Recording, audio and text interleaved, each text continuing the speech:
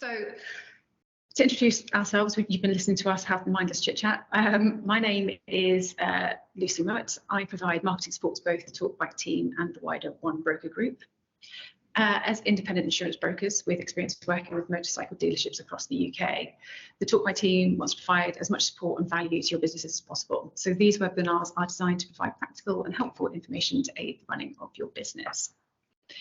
To kick off this brand new year, this 30-minute session will focus on trends in the motorcycle industry for 2024. And we decided to make this the subject of our first session because we're looking forward to what the next 12 months have in store. But while it's an exciting prospect, the uncertain economic outlook may mean that some of you are concerned about what's ahead.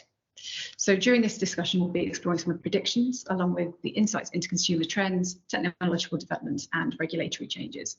And there'll also be some time set aside for questions at the end of the webinar. So feel free to pop them into the chat, and we'll come to those at the end of the session. So without further ado, I'd like to introduce my co-hosts. So let's start with Ben Bethel, who is the Scheme Executive for Talkbike. Do you want to take a moment to introduce yourself? Yeah, hello all. Some of you know me. I'm Ben Bethel. As Lucy said, I'm the scheme exec, so involved in all aspects of the Talkbike scheme. I guess I consider myself as being the lucky one who gets to mix insurance with motorbikes. I work for One Broker, as I say, focusing on the Talkbike stuff, and I enjoy dealing with most of our clients. That enjoyment comes in large part from the motorcycle side of things. I'm a motorcyclist myself, and it's great that I get a chance to weave that into a day job.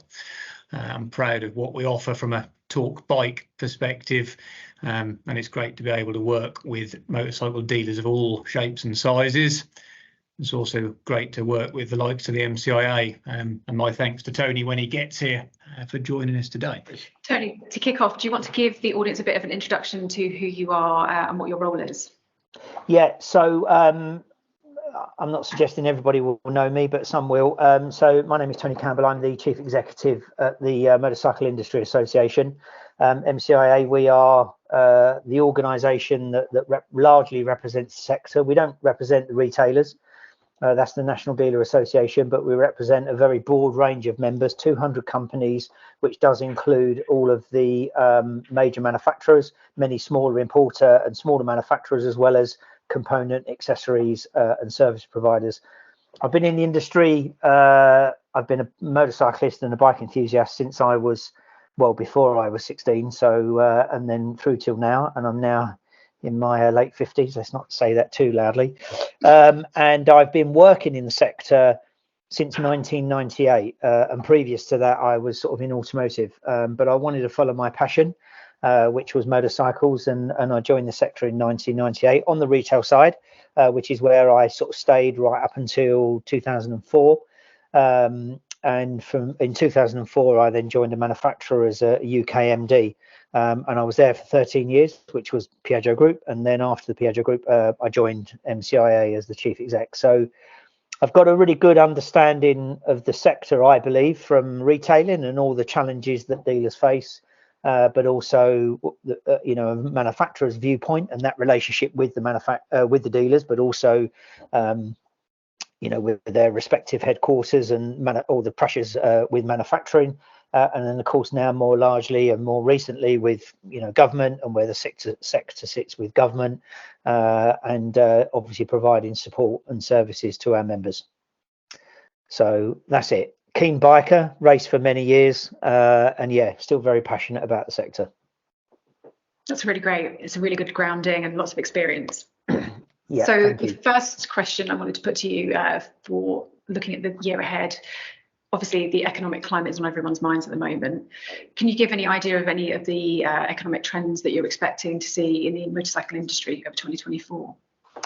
Yeah, I think, I mean, first and foremost, the sector's been incredibly robust. You know, we've seen that. I mean, in COVID, I think we were all fearing the worst, and actually we had a good time, and many dealers that I still remain in touch with and also speak regularly with, you know, COVID was actually a good time for the sector. Yes, there was a pressure on supply chain, but arguably that meant that there was excellent margin retention. both on new and used bikes. Obviously, we're now moving into a period, I would say, of normality. And normality, unfortunately, is not quite normal in the sense that pre-COVID, we didn't have the conflict in Ukraine, we didn't have the conflict in the Middle East, and at that point, we'd seen lots of stimulants to keep the economy going, like through those lockdown periods, and there was a lot of beneficiaries of that. Now we're getting into, I wouldn't say a new normal, but we're in this period now over, I would say, the next couple of years where we're going to have a lot of pressure on us in terms of cost of living, which will continue, although we believe or we think it's going to ease. And hopefully, we will see a bit more certainty around the sort of global unrest and the conflicts that we're experiencing. But I think, like most, if you were being pragmatic about it, you'd say it's likely to get worse before it gets better. Let's just hope it doesn't last too long. And then, of course, the potential impacts on supply chain again, with the issues, on the Suez Canal and shipping and disruption to shipping. So I think that is going to bring us some renewed challenge in terms of supply chain. The one thing I would say in terms of manufacturers, they learnt a lot already in a short space of time in terms of crisis managing, but also plan Bs when there is pressure on supply chain. And hopefully that experience they've had over the last few years will stand them in good stead for the likely new turbulence that they're going to face in the next few months and the next couple of years. In terms of pressures on the sector, obviously interest rates, cost of borrowing for businesses.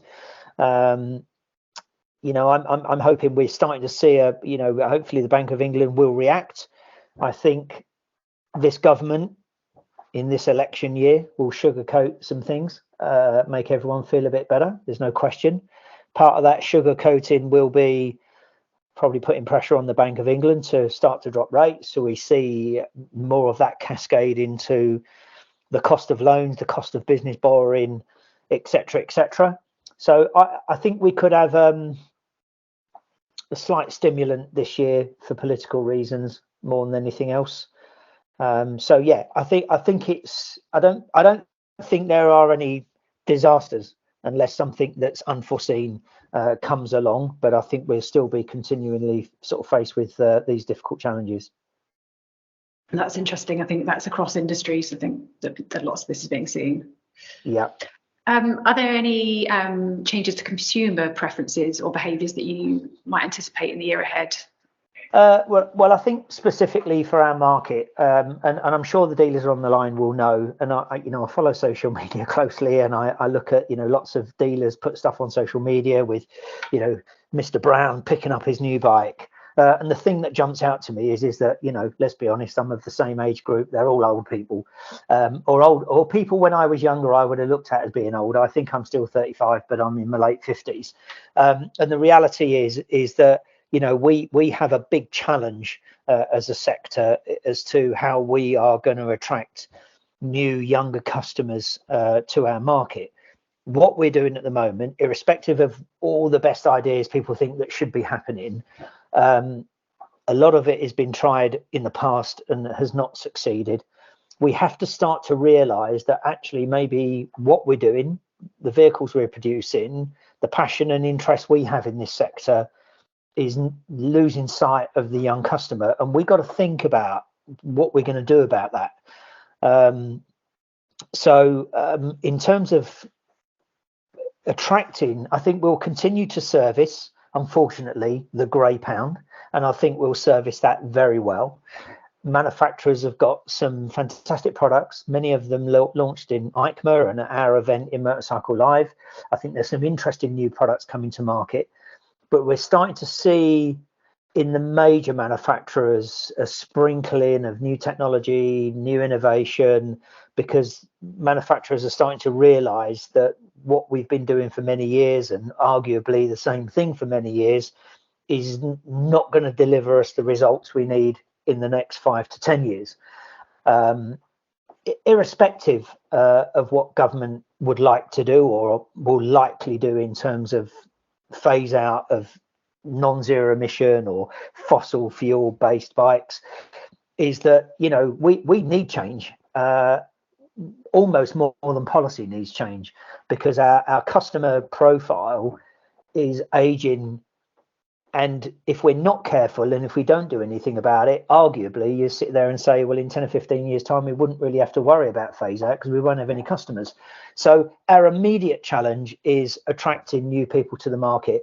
And we've got to get it out of our ideas that what we do and love, we can't understand why lots of other young people don't want to do it. And we've got to understand, well, okay, what are the different motivators?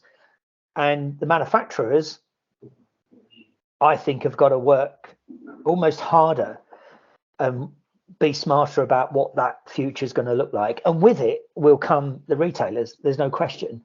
Because ultimately, whilst I'm sure most of the retailers are passionate motorcyclists like me, they also want a business. You can't sit there and go, I love what I'm doing, but I'm not making any money. You have to make money. And that means that, you know, a dealer has to be more open-minded about what that's going to look like in the future. And when these new technologies come along and new innovations, not be closed mind about it. Oh, there's no customer, no one's interested. Because very, very easy to go into business in a market that's established and just go and try and nick someone else's business.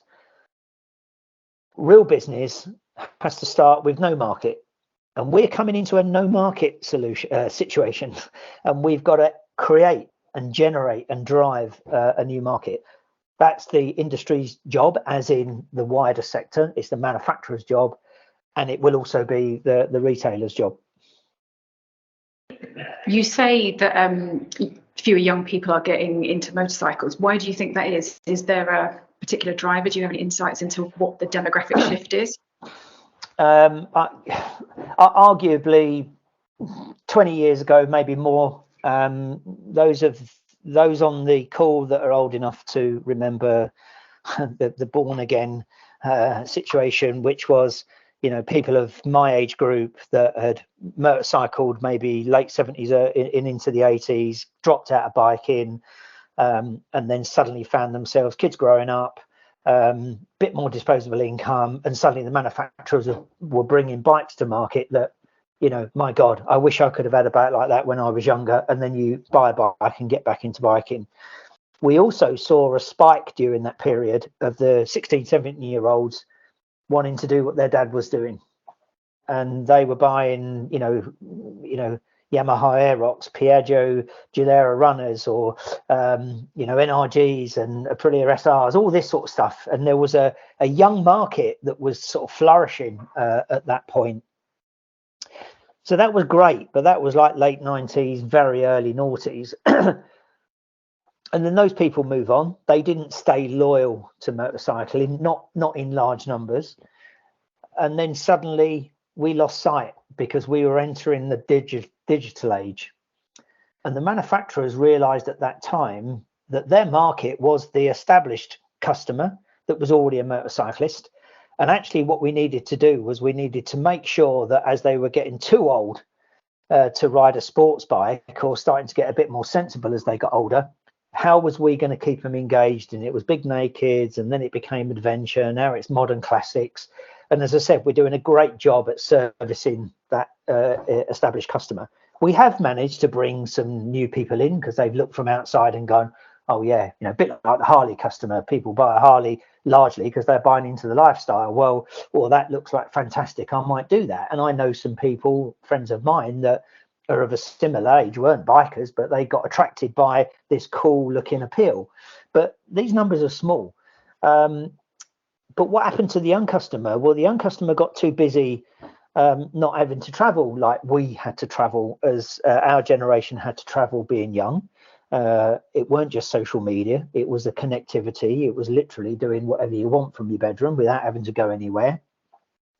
And of course, that whole peer pressure piece from parents around safety and all of these things. And of course, it got more expensive and difficult to insure. But the one thing that absolutely did happen is manufacturers stopped thinking about the young customer because they were very, very busy thinking about the customer I've already made reference to. And therefore, and I presented something to at one of our conferences quite a few years ago, and I had this 20-year timeline, 1998 to 2018, and I had a moped of 1998, which happened to be a Yamaha Aerox, with the latest Lex Moto equivalent almost 20 years later. And I asked the audience, I said, tell me what's changed. Now, anyone who thinks they can bring products to a market that doesn't change for 20 years and then wonder why, you need to start thinking about, and this was not intentional, but this is what happened. And we haven't put enough interest and energy, and we haven't understood enough about what the younger customer wants. But also what we're now seeing is we're seeing the e-step scooters, we're seeing high powered e-bikes, most of these products being used illegally. But of course, you don't need a license, you don't need insurance, you don't need motorcycle clothing. So if I can do that and get away with it, even though these things are actually quite expensive, but I don't have to bridge all those barriers, then why the hell would I want to go and do it properly? And these are things that we're bringing up with government. We're saying, look, this is really impacting on our sector, but it's also giving you a massive headache of antisocial riding and road safety issues and all of the other stuff. But yeah, I mean, we are unfortunately very disconnected from the young customer. And I think the industry, and I use the industry, I'm talking primarily about the manufacturers, they need to understand more about that. They need to understand, okay, well, what is going to entice these people in, and how does that translate into future products? I think it's a really fascinating subject. I mean, whilst I don't look old enough, I've got a 17-year-old son, so he's grown up with motorcycles and me. But I could quite honestly say I've absolutely no idea what his reservation would be to get on a motorbike. I know he's got a reservation, but I guess I'm a father of someone who potentially would be one of those customers, and I don't have a clue. So I guess it's difficult for manufacturers. Yeah, well, it is, but and absolutely. I mean, don't take it the wrong way, Ben. We don't need a straw poll of one. What we need to do is we need to understand. We need scale in this market. The only thing that's going to give manufacturers resources to invest and innovate is scale opportunity. And without that scale opportunity, then the innovation won't come. And some would say, well, the market, relatively speaking, if you look over it, sort of the last 20 years, around Europe, it's had its good years, it's had its bad years, but if you drew a line, it's pretty stable.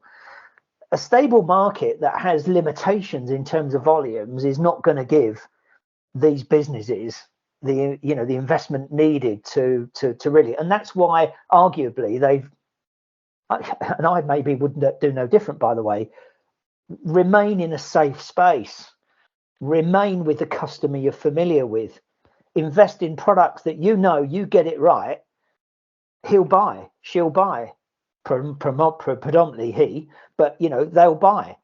And it's very, very, it's a brave business to go, okay, I'm actually going to step away from that, and I'm going to go off and create new segments, new markets, and really start to engage with the young customer. But arguably, that's sort of what I think where we're getting to and what needs to happen. And this is not a problem. It's not unique to the UK. It's pan-European challenge. It's exactly the same in the US.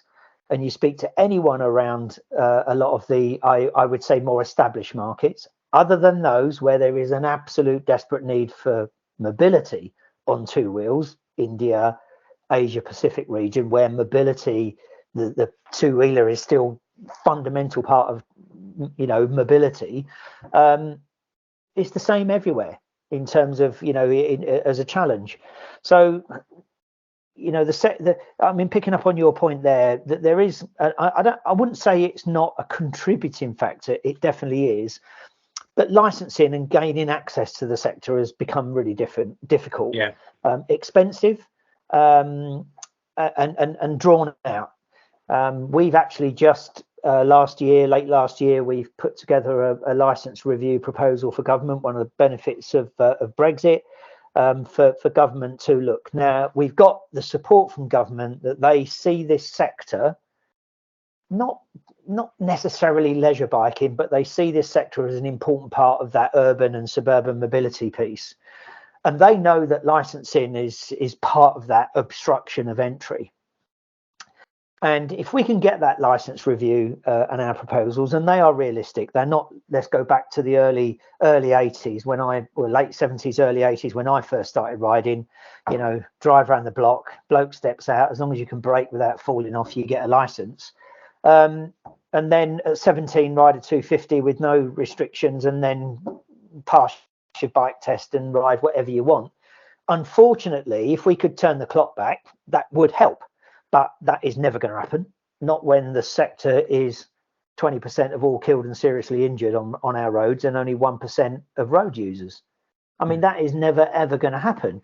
So what we need to do is we need to take this almost bloodbath, which is licensing, and we need to clean it up a bit, and we need to make it easier, and we need to have license an upgrade process rather than a retest and then another test, or a test and a test, which is what we got at the minute. So we need to find ways of smoothing that, which doesn't scare the government or the DVSA or the road safety organisations out there, but reassures them that actually this is no less safe, but what it does is it will liberate trying to get into the sector. Now, I do believe that is partially a barrier, but what I would say is that if you really want to do something, licensing is not a reason not to do it. Because listen, this sector has been brilliant at innovating performance. I mean, bikes today, I raced bikes for years. I've had lots of super bikes, road bikes. I jump on a modern sports bike today and it is a scary experience, even for an experienced rider. And therefore, if we bring those products to the market, then we just have to accept there comes a responsibility to make sure that the users of those products have got the right skills, experience, and they are, able and fit to be able to ride those bikes. And to a degree, you could say that we partially brought that on ourselves. But it's where we are, and we have to deal with it. We can't undo any of that. That's really interesting. And just touching on your point there, you're saying about like innovation and development. Are there any key technological advancements that you think are going to happen in 2024 that the audience should be aware of? Well, as I said, I think from a dealer's perspective, and I know, in a dealer environment, and as I said, I've been there. What's important to me is how many people are bloody buying a bike this week, and I can get out the door this month. Because I'm chasing targets, I'm managing cash flow, I've got people to pay, you need your business to survive. And I fully understand that. Outside of the business, you have to start conditioning your mind about what's coming down the track and what's going to be coming next and how's that going to impact on my business and how am I going to take advantage of it? Not what does the threat mean? We need to see it as an opportunity. And therefore, I would just say is that it don't matter if you're the biggest petrol head in the world, and bearing in mind, I am one of those people, I believe I can get excited by other things as well. And it's having confidence in the manufacturers, that they will innovate and they will bring technologies that will excite not just tomorrow's customer, but today's customer. But what we got to do is have the right state of mind, to being really good at sales and selling stuff to people is not purely product based. It's about personality, attitude, and being able to sell a product.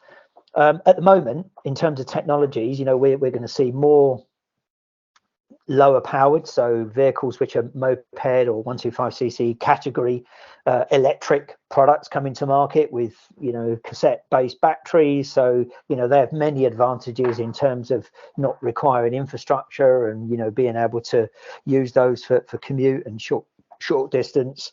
We're going to see that many of people on the call will have hopefully come to Motorcycle Live or saw information that's coming out from manufacturers. Kawasaki are bringing a hybrid bike to market.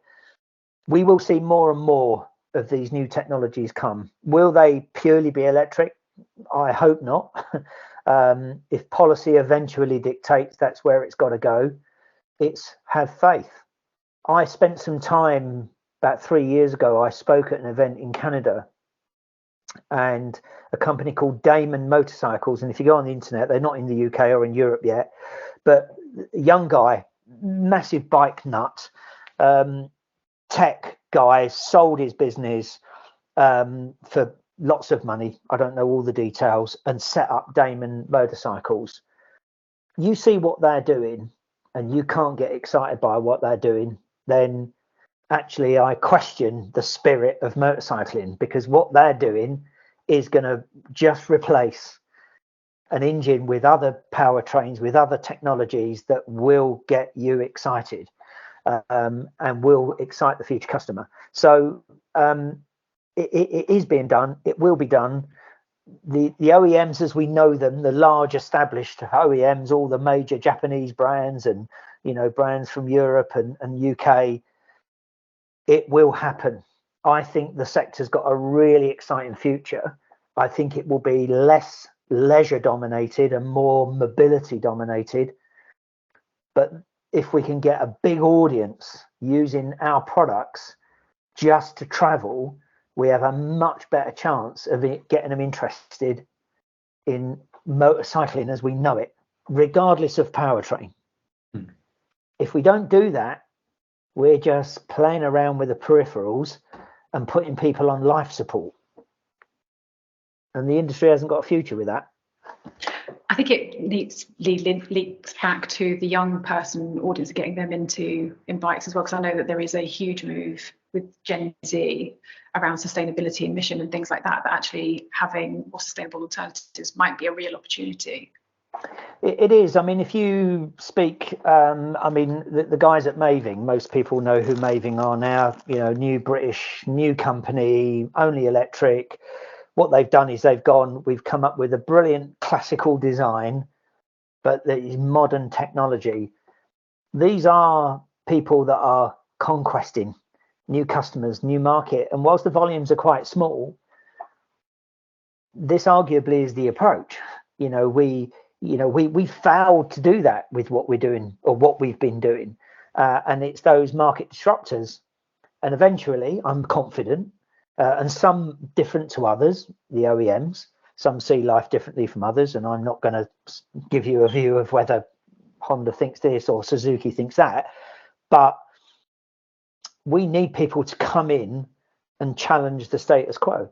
And once those disruptors start having some traction in the market and creating this new audience, people will go, okay, it can be done. And the Gen Z thing, I don't know if people saw The Apprentice last year. So I was on there was it was actually the Maving product was the teams, the two apprentice teams were tasked with creating a new brand name and a marketing campaign for this new electric motorbike.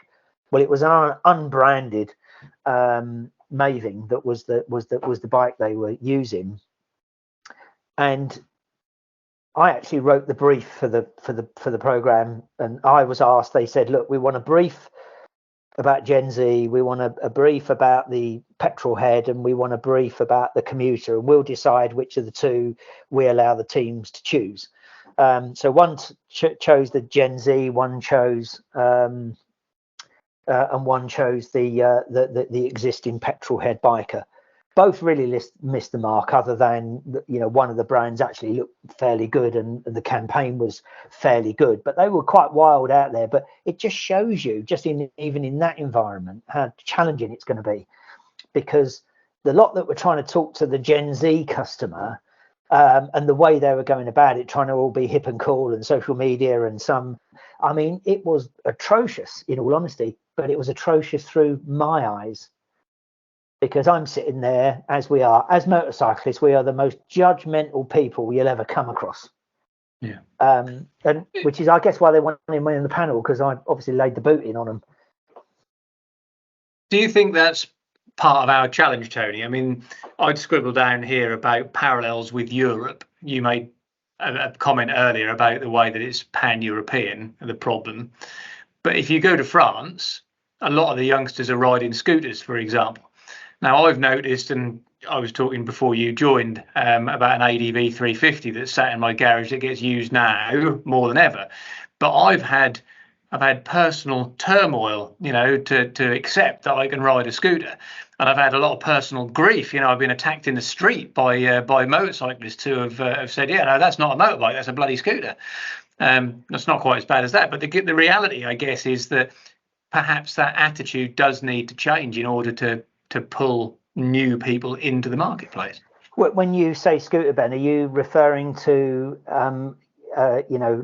just like a Vespa style scooter, or or you mean a step-on scooter, stand-on scooter? A step through, but I mean, they're obviously a maxi scooter, I guess, by okay. Definition. But yeah. I guess the same thing, and you read it time and time again in the press, don't you, that people love these things once they get on them, but won't tell their friends that they love them. Yeah, I mean, strange you brought that up. I mean, I having worked at Piaggio, and major part of the Piaggio business is scooters, whether it be Vespa or whether it be the other sort of group brands. I think in Europe there is look, in Europe, although this has changed in some countries now, you could ride at 14 and you couldn't drive a car till you're 18.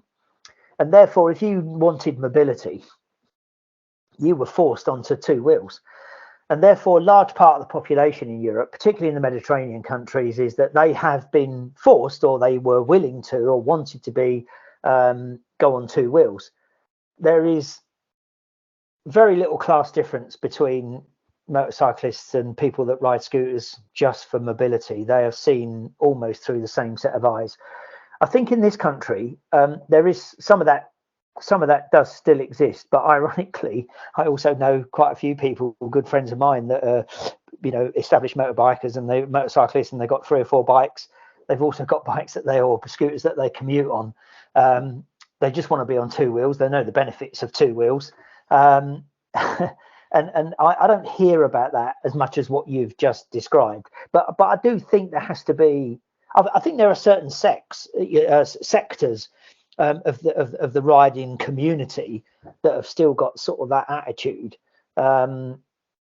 Without who are they? They're probably what I would describe as sort of those die-hard bikers that think anything less than a proper bike is, and you're a, be careful what you say nowadays, but you're not a man. Let's put it that way. But I think that's I don't think it's not preventing people to get on those bikes. Most of the people that we will want to attract to the sector, they won't even be aware of that. They wouldn't give a hoot. They just want to get on something that's accessible, versatile, does the job they need 9 times out of 10. Whether it's a run to the local shops or it's a trip to work, and it saves getting in the car. I mean, and this is why what we see, the irony of this is when you see the growth in illegal use of e-step scooters, and you've got the hire schemes, which obviously are legal, some of those preconceptions around safety maybe are not quite as bad as what we thought, because people seem quite willing to jump on, which by design is a much more dangerous mode of transport than actually getting on a proper power two-wheeler, a proper motorcycle or a scooter. So I think those things are going to help us.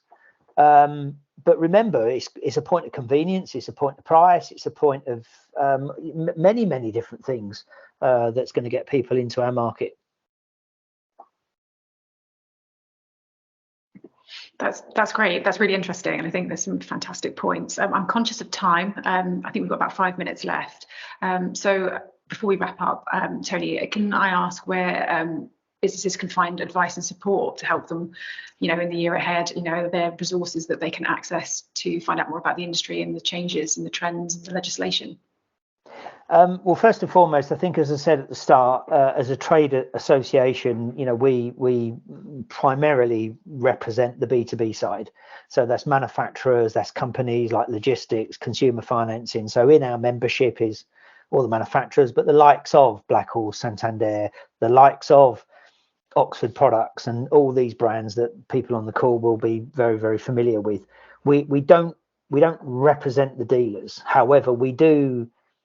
If you visit our website, there is a source of information there which you're free to get to. there is the National Dealer Association, which is the NMDA, so the National Motorcycle Dealers Association. That's part of the RMI, so it's a much bigger umbrella sort of family of, and that represents more the retailers. I would certainly encourage dealers to join the NMDA. We work closely with them in certain areas, particularly on the sort of government lobby side. But yeah, I mean, you know, we'd be happy to take inquiries, or, you know, or somebody wants to ping me an email if they're concerned about something. It would be more than, you know, if we can, we will help. But yeah, I joined the dealer association, and the other bit of advice I would give, you know, and I know this has to make business sense, but, you know, make sure you cozy up with your manufacturer. Work, if you're a franchise dealer, work really closely with the manufacturer. They are working hard, I'm sure, most of them, if not all of them, on promoting their own business and whatever. So, you know, while sometimes dealers are asked to do some really difficult things, you know, like invest in corporate identity and reach minimum standards and all of these things, a lot of these things are really, really important, because it's all about managing the customer expectation. And I know that it has to make financial sense. And if the manufacturer isn't able to convince their partner to do that, then the manufacturer needs to think about that, because they need to overcome it. But the manufacturer does a lot in terms of comms and communication and whatever. And it really is right on their shirt tails. So if there is a, you know, you're asked to do an open evening, or if it is, you know, use the information that's made available, I'm sure, to your from your manufacturer around your territory and the area of your responsibility.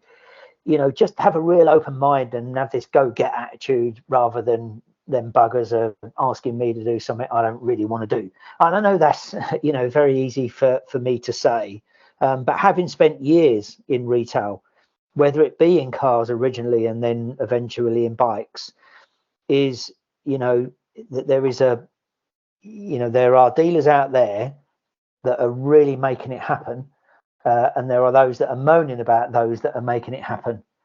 Become one of the dealers that's making it happen, and prove to the ones that are making it happen you can do it better. And that's what I would encourage people to do. That's great advice. I love it.